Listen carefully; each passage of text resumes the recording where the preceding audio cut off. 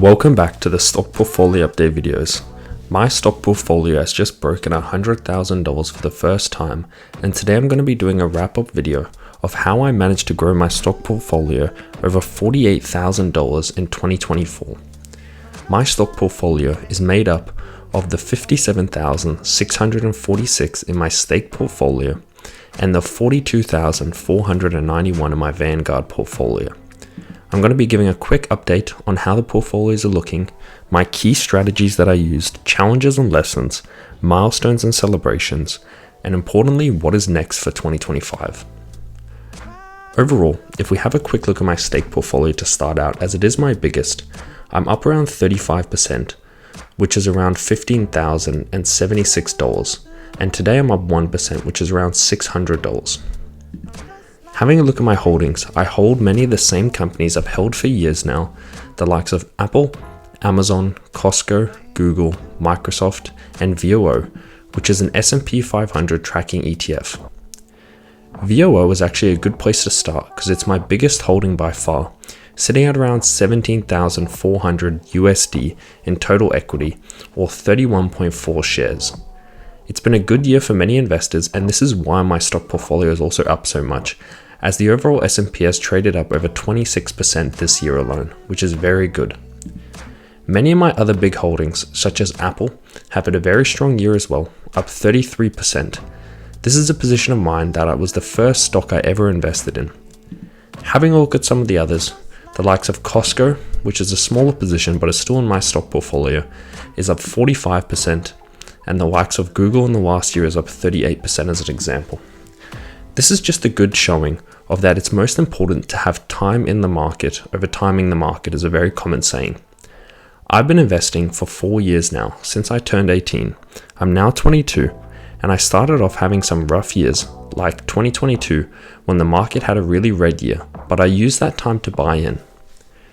During that time, I also started my second portfolio, which is my Vanguard portfolio. And this is now sitting at $42,491. As I get closer and closer to hitting that $50,000 mark, I aim for hitting at the start of next year. This portfolio is split up into two positions, two broad market tracking ETFs, which is VLC, which tracks the Australian Large Companies Index, and VGS, which tracks the International Shares ETF. So both these have a lot of stocks in their portfolios, and my goal is with this portfolio is to just get as much diversification and not get probably as much growth that I get in my stake portfolio, but to have a bit more stability and constant quarterly dividends from this portfolio. What I wanted to cover today was talking about January 1st. So when I started this year, my portfolios were sitting at $52,025 in total. Now it's sitting at $100,137. That's $48,111.12 in gains. In my stake portfolio, I started the year at $32,000, and I'm now ending the year at over $57,000. In my stake portfolio, a lot of this is gains. So in comparison, my Vanguard portfolio are being a lot more consistent in my deposits. But in my stake portfolio, a lot of this has been gains from the overall market. As I mentioned earlier, the S&P has had a very, very strong year. Starting the year as well, at my Vanguard portfolio, as I mentioned, was sitting at $20,800. It's now sitting at over $42,000, and a lot of this has been deposits as well. So my stake portfolio is up $25,646, and my Vanguard portfolio is up $21,630 roughly. So it's been a very good year for both. And how I've been able to do this, such as my key strategies, is a lot of this is dollar cost averaging. So like I mentioned, this doesn't happen overnight. I've been investing in these two portfolios now for many years, especially during the down markets of 2022. I use that as an opportunity to dollar cost average into some of my favorite holdings, such as Microsoft, where if you have a look at its last 5 years, is up 176%. This was a stock that I was buying heavily in 2022 around this time for much cheaper valuations, which has then allowed in this last year or two for the stock to shoot up and me to be in the green a lot of money. Another key strategy of mine is buying and holding. So if you've tracked or watched any of my videos, you'll know my portfolio positions don't change very often. A lot of key staples in my portfolio, like as I mentioned with Apple, have been in here since the very start. Yes, recently I did trim a bit of Apple and take some of the gains, as I am up 74% in the stock, or 1,500 USD, with an average buy price of $148 a share. But it's still a stock that I hold. Many other stocks, like I mentioned, Costco, Microsoft, have all been here since the very start. Some of my newer positions that I've sold in and bought out of and things like that, such as Amazon, was a stock I held a few years ago, but a position I have been growing recently, and it's had a very good year, up 50%. As I've been growing the position as of late, I'm only up 23%, but that's still very good returns and nearly the same as the market. Another one is Google. I have been growing this portfolio a lot recently, and Google is one of the shares that I've been targeting, and I am up now in it 21% or $784. So it's been very good for me as well. Pretty much no matter where you've been investing your equities, more than likely you've had a very strong year. And again, that just goes back to the point of time in the market is better than timing the market. The reason why I'm able to get such good gains now is because of those years where I was putting money away and not getting as good returns. I was even in the red 20% once in 2022, but I didn't let that discourage me, and I've continued to use that as buying opportunities. And if there is another dip in the market, I hope to make the most of it by allocating the excess cash that I have to grow the positions that I really do believe in. Another thing I wanted to mention was risk mitigation. So in my portfolio, you will have noticed that many of my stocks are big tech stocks in America. That's one of the reasons why I did create this portfolio, my Vanguard one, and start investing a little bit of money into the Australian shares ETF. This has had a very good year, up 23%, but the main purpose of this is also to diversify away from just having my money in the US market. Granted, I still believe that's probably where the best growth will be. Having around 15 to 16,000 in this Vanguard portfolio in my VLC position allows me to set aside a bit of money in the Australian index, which is far away from the US, and allows me to get quarterly strong dividends that if there was a market pullback, at least I know I'm still getting these strong dividend payments every single 3 months. In regards with my stake portfolio, risk mitigation is something key for my 2025 strategies. I am heavily invested into tech, which I understand. As I am young, I see there is a big upside, but my plan is to always keep VOO at 50% of my allocation. I'll go through my Excel spreadsheet a little bit later, but my goal is to keep VOO as 50% of my American portfolio and then keep my whole Australian portfolio as ETFs.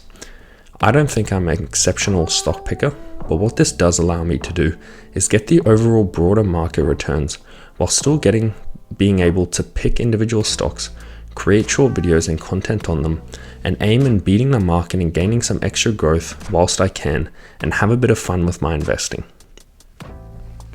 Some challenges I faced this year was I did have some big spending with things outside of my investing life, my personal life, such as holidays, big expenses for vehicles, things like that, but I didn't let that deter me from continuously investing in my stock portfolio.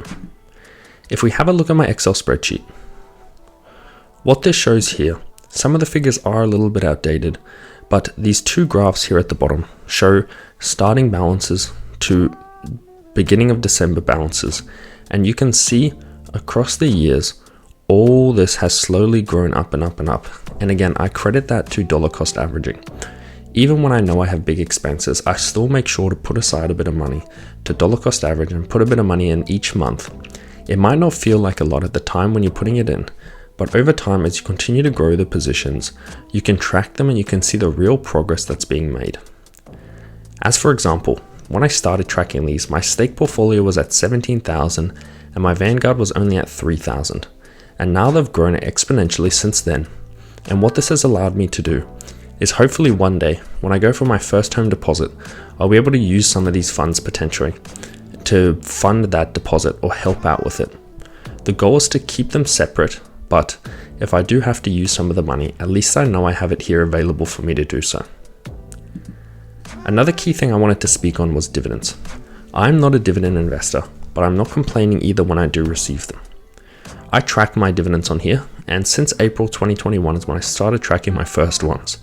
And as you can see with these two graphs, they're slowly trailing up over time. I have sold a couple of my companies that used to pay out more constant dividends, such as JP Morgan and McDonald's. And with the big tech stocks, they don't pay out as much dividends. But because I'm growing my VOO position, my stake dividends are continuously getting bigger each quarter pretty much. In regards to my Vanguard portfolio, because the growth has been so rapid in terms of how much deposits I'm putting in, my plan is to get over $2,000 in dividends between the two stock portfolios in 2025. I definitely think that's doable, as this year I'll be around $1,260 in terms of my Vanguard dividends in total, and 542 with the stake ones. I don't know my total dividends for 2024. We can probably add these up to be around 1,100, but I think as I grow these portfolios, I can definitely break the $2,000 mark next year. My plan with dividends is just to reinvest them into my portfolio, and then potentially one day in the future, if I ever did need to pay the dividends out, it can be seen as a good passive income stream or a second income besides my job to hopefully use those funds to pay whatever I would like. Going back to the portfolios, the big question is what is next?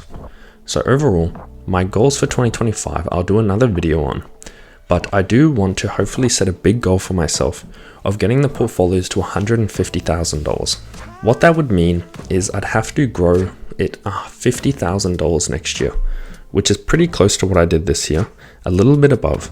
But hopefully next year I'll be able to use the funds to purchase a house. So aside from all the money that's sitting in my stake portfolio and my Vanguard portfolio, I do want to save up extra money elsewhere as well to go towards a house deposit. But just tracking these two portfolios that I show on this channel, the goal is to get them to $150,000. It's a big goal, but hopefully if the market helps and I'm consistent with my dividends, I have started a new job recently and I am getting extra income, I can hopefully grow this to $150,000. I plan on doing this through keeping the same strategies of dollar cost averaging and keeping consistent. So that's my goals for that. And I'd love to hear how other investors are doing and what their plans are as we come to the end of 2024. This was just a bit of a wrap-up video of how my portfolios have done this year and what I plan to do going forward. But overall, it's been a very good year for me, my best year investing, nearly doubling my portfolio value, which is quite good. But I hope all other investors as well had a good year and hopefully the best for 2025. Thank you.